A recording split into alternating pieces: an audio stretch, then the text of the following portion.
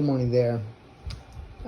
This is just a short little clip about my Aostirmotor SO7B e-bike.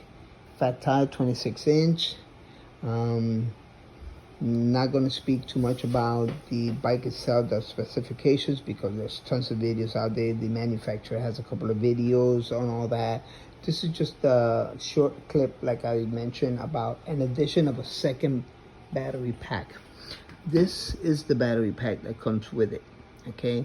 This is where the controller is, okay? So in order to travel long distances, because I live on the east coast of Florida, and sometimes these open roads would just take you and for a number of miles, and just so you don't get caught trying to make it back with a depleted battery and have to pedal a lot, which nothing wrong with pedaling a lot, okay? It's good for you.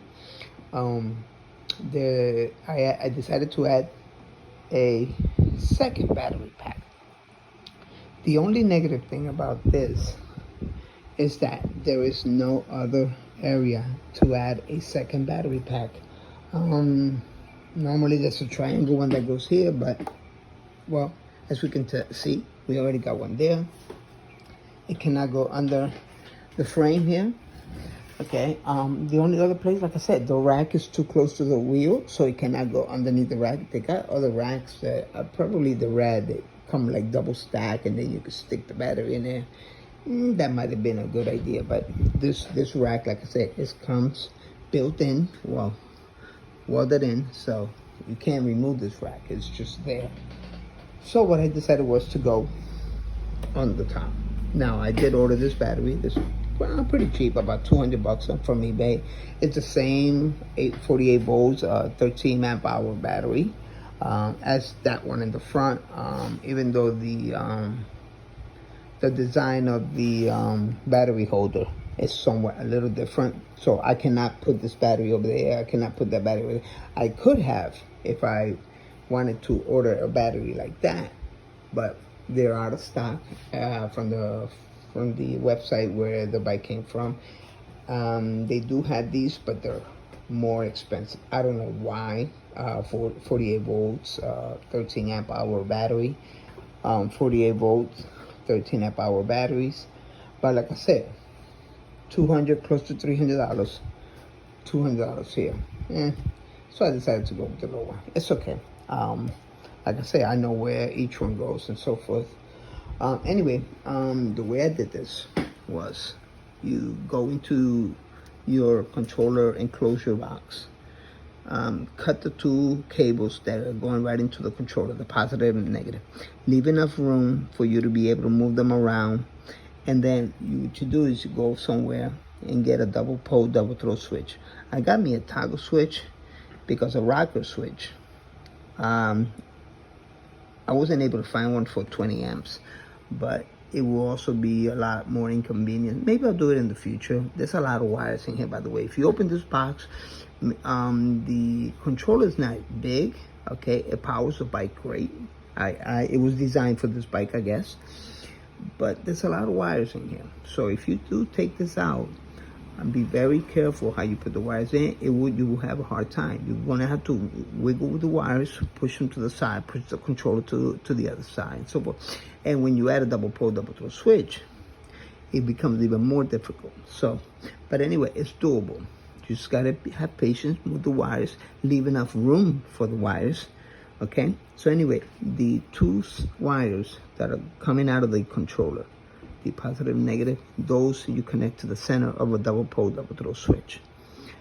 The wires from the battery that you cut from the controller, those, you go ahead and put some pigtails. You can wear, not pigtail, some connectors at the end, and then connect those to one end of the double pole, double throw switch.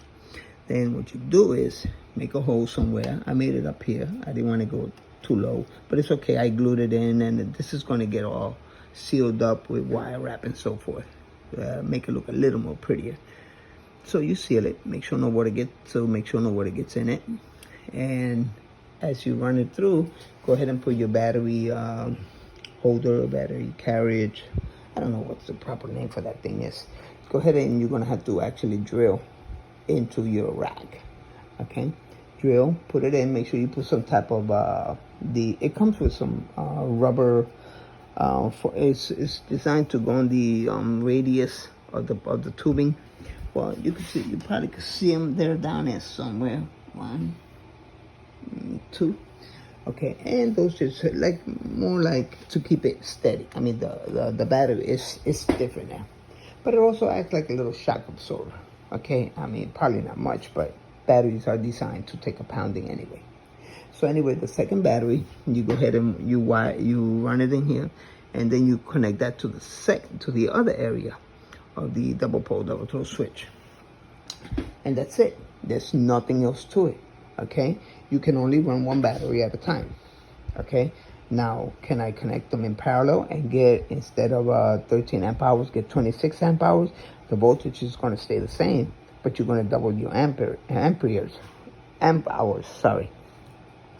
But anyway, that's it. It works fine. And so what I do is, normally when I'm about to take off, either whichever battery was used last, that's going to get a rest. Okay, so if yesterday I ran using this battery, and then I would charge it, but then I will run the other battery. That way you can increase the life cycles of all batteries. You know, yeah, they say about 800 life cycles. So this one will get charged one night, that one will get charged the other one, and I will rotate on which one I use, because like I said, they're the same batteries. Anyway, a quick demonstration is, right now it's on the center, which is no connection at all.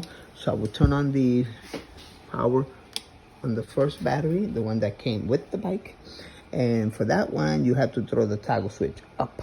So you go up with it, okay, then you go into it. Of course, you know you gotta press the center button for that, and that's the first battery. Okay, then to switch to the second battery, okay, turn off the battery, and go to center. Okay, then I go ahead and turn on the rear battery. Okay, now I go down with it, go down, and then I go here, and that's the power from the rear battery, and that's it. And so when one gets depleted, go ahead and turn it off, turn off the battery pack, switch your double pole double throw switch to whichever battery you're going to run next, which in this case it will be the rear battery, and there you go, and turn it on and you can keep going. And then, like I said, at the end of the night, you either charge both batteries if you use them, or charge the one that you depleted, and the next day you have a full battery to go. Like I say, living in the East Coast of Florida, a lot of open road, and if you pedal a lot, you use pedal assist, then you probably able to get over 50 miles of good riding, and you know, lots of pedaling, and also, you know, good cruising. Okay, because if you pedal assist only, you should be able about 30 or 35. So dual batteries, depending on the quality of the batteries. So, but anyway, that's what it looks like. This looks like, I wish it could have been a different design. Maybe get a little bag for it. But like this was just thrown out there because like I said, for long distance riding. But if I can come up with a better idea, then of course I'll implement it and see how it is. And that's it. It's a beautiful bike, runs good, takes the roads real good. Off-road is great. I already took it to dirt trails and sandy trails and hit the beach. It's great. I mean, you do add a lot of more weight to it by adding another battery pack. So I don't really know the weight. I'm pretty sure there's some videos out there showing how heavy this bike is, but I don't have to carry it up the steps. So anyway, that's my short little clip about the addition of a second battery pack. Anyway, hope you guys have a good day. So long. Bye-bye.